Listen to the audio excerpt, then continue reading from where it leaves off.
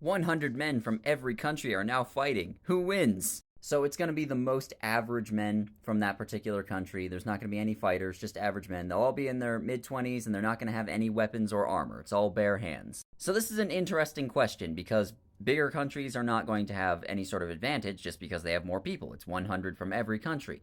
And obviously, some countries, the men there are bigger on average than in other countries, so some of them will have an advantage there, but I don't think that's going to be what decides this. People who are used to fighting together and used to working together in a fight are going to be at a substantial advantage because 100 dudes working together in like a formation or something are going to do a lot better than 100 dudes trying to fight individually. That means that countries that have mandatory military service, or just a large percentage of the population being in the military, are going to be at an advantage. So places like Switzerland, South Korea, and Ukraine are going to be at an advantage. But one thing that would also be really important to keep in mind is that in a physical fight, especially hand to hand combat, being used to violence is a huge part of it. Like, if you're not used to violence, it's very difficult to, like, undo that part of your brain that tells you, no, don't hurt people because, well, that's just not what most people want to do.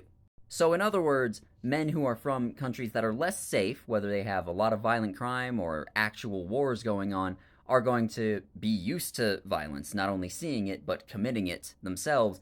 And that's also going to be a pretty big advantage. So, people from, say, Syria or Sudan or Ukraine or Mexico or El Salvador are going to have an advantage in that regard over people from, say, the United States and Canada. On average, at least. So I don't know who would win this fight, to be perfectly honest with you. I have no idea. But honestly, I would put my money on a country that has a lot of violence in it, so the men there are going to be used to it. So this would be somewhere like Sudan or Syria or maybe Ukraine. But beyond that, I can't say specifically.